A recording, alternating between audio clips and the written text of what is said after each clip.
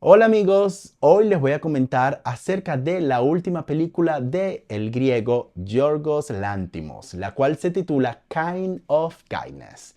Antes de entrar en materia y hablar de esta película, te voy a pedir que me sigas en mi canal de YouTube. Me encuentras como Alfredo J. Bello. También me puedes seguir en el resto de mis redes sociales que son Facebook, Instagram, Twitter, ahora X y TikTok. Y bueno, ¿de qué va esto? Kind of Kindness son tres diferentes historias que se están corriendo o se están narrando dentro de una misma narrativa. Pero ninguna tiene que ver absolutamente nada que ver con la otra, salvo algunas que otras referencias, ¿ok? La primera se centra, yo diría que es una comedia negra, una metáfora sobre nosotros y nuestros trabajos. Esa relación que tenemos de especial, que tenemos como que odio, pero a la vez amor, donde queremos dejar el trabajo, pero no podemos vivir sin él. Esa relación de codependencia con tu jefe, que lo odias, pero también lo amas. Y entonces todo eso te hace pensar de que realmente nosotros somos felices trabajando. ¿Realmente estamos trabajando en lo que nos gusta o simplemente somos unos esclavos, unos numeritos más robotizados de toda esta sociedad? Aquí podemos ver a Jesse Plemons, se le da mucho mayor protagonismo a él. También está Emma Stone y William Dafoe. Pero yo diría que el mayor protagonismo y el peso más narrativo, el mayor peso argumental recae sobre Jesse. Esta vez él está trabajando para su jefe, que es William Dafoe. No quiero hacer muchos spoilers porque la película es muy interesante y quiero que vayan como que frescos, ¿no? Como que bastante sin ningún tipo de información a mirar la película para que la disfruten más y les sorprenda más, ¿no?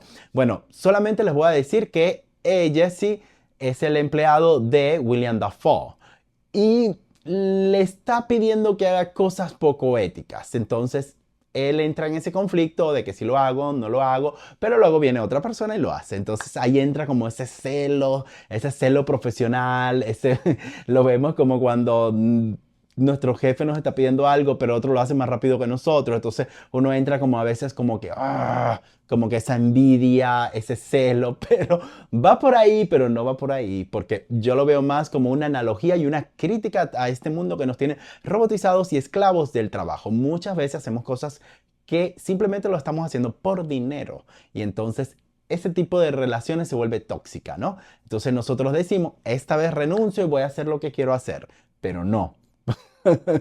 Ves que otra persona agarra el trabajo, entonces tú sigues, no, yo voy a seguir ahí porque si no, después me voy a joder. Entonces, bueno, uno entra en toda esa dilema, ¿no? Ahí se las dejo. Esta me gustó muchísimo. Bueno, la segunda historia se refiere al amor. Aquí yo diría que hay una coparticipación. El peso argumental recae entre Emma Stone y Jesse Plemons again, otra vez. Ellos están con un mismo nivel en el mismo nivel argumental, ¿no? Ellos dos están actuando de una forma que le está permitiendo al guión poder crecer y poder demostrar un impresionante trabajo histriónico. Yo realmente me quedé muy convencido con estas dos actuaciones. Me parecen que está a la par. Esto se trata de una persona, un hombre que pierde a su esposa. De repente su esposa, que es Emma Stone, regresa, pero él piensa que no es ella. Y entonces empieza a alucinar que no es ella y le va pidiendo cosas, le va pidiendo sacrificios y la mujer lo empieza a hacer. Bueno, ahí te lo dejo. Esto se basa sobre el egoísmo y los narcisistas. Las personas que se enamoran de una persona pero anhelan que esa persona sea otra. Entonces le piden, le piden, le piden a la otra, le exigen, le exigen, le exigen. Pero para ellos no es suficiente. Y ellos no dan nada a cambio. Ellos esperan mucho de la otra persona.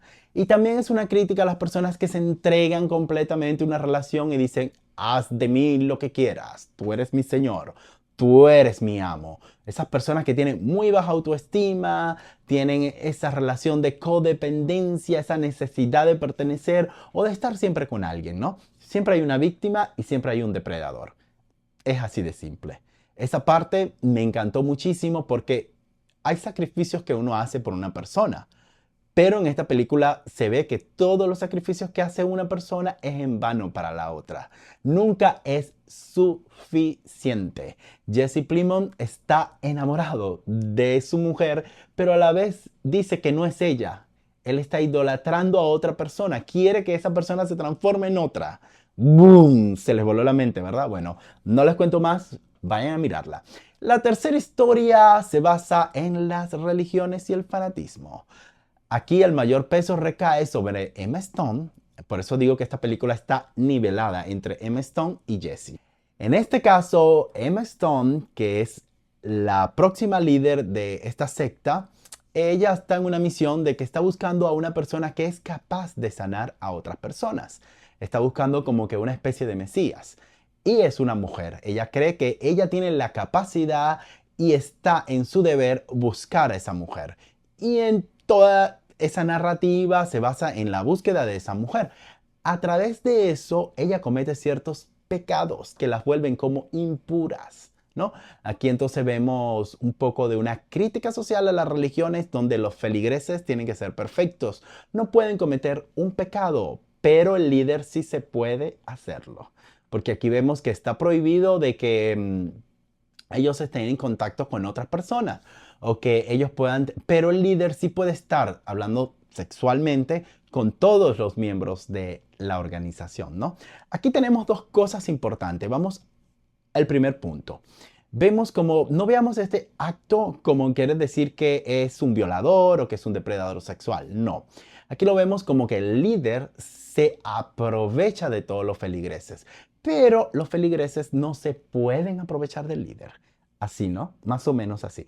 Y lo otro es que solamente están puros las personas de la religión, los que están dentro de la secta. El resto, los mundanos, no tienen absolutamente nada que buscar. Si tú tienes un contacto o si haces algo, ya te vuelves impuro, ¿no? Es una especie de una doble moral y una crítica a las religiones y a las personas que se fanatizan en algo, ¿no? Las personas dejan su casa, dejó su hija, dejó su esposo, simplemente por meterse en este tipo de religión. Ojo, no me malinterpreten, no estoy diciendo que ir respetando las religiones de los demás o diciendo que no se metan a religiones, ¿no? Cada quien toma lo que quiere hacer en su vida. Libre albedrío. Simplemente veo que es una crítica al fanatismo, a las sectas que nos prometen algo a cambio de algo, donde los líderes muchas veces se aprovechan de los feligreses, de los seguidores, ¿no? Y bueno, al final vemos que todo el esfuerzo que se realizó como que no sirvió para mucho, ¿no? Bueno, dando un bosquejo de estas tres historias que corren paralelas, digamos, dentro de la misma historia y que se conectan por ciertas referencias, pero absolutamente ninguna aporta a la otra, vemos que aquí Yorgos Lanthimos regresa a sus inicios. Aquí podemos ver ciertos elementos de El Ciervo Sagrado, también vemos ciertos elementos de La Langosta, ¿no? Aquí vemos que él ahora está simplemente hacia la comedia negra, se evoca directamente a eso. Yo diría que Yorgos es muy inteligente y sabe explotar su potencial, su forma de narrar historias totalmente comunes, totalmente simples, totalmente no está rebuscando una historia, no se va a un momento histórico, no hace como que una historia rebuscada, no, simplemente a través de la vida cotidiana, este director nos da como 100 lecciones de vida. Nos da críticas sociales, nos hace reír, nos hace reflexionar y también nos hace que se nos vuele la cabeza. A todo esto, la fotografía está increíble, a mí realmente me encantó. La dirección de todas las actuaciones, quedé totalmente satisfecho. Esta película a mí me ha encantado. No me parece una obra de arte, pero es una película que está buena y que tienes que ver sí o sí. Otro punto a su favor es la música, el soundtrack. Oh my God, siempre Yorgos busca una buena banda sonora para su película. La partitura está totalmente increíble. Bueno, si no te animas después de toda esta crítica echándole flores al último trabajo de Yorgos Lanthimos, no sé qué puedo hacer más, ¿ok? Pero sí, ya miraste la película porque está en cine y ya tiene tiempo de haber salido en la sala de cine. O sea que aún está disponible, ¿no? Si ya la miraste, coméntame qué te pareció. Y si no la miraste, también coméntame. Pero lo que sí tienes que hacer es darle like a este video. Sígueme como Alfredo J. Bello en YouTube, Instagram, Facebook, Twitter, X y también en TikTok. Bueno, muchísimas gracias por llegar hasta aquí y será hasta una próxima. Bye.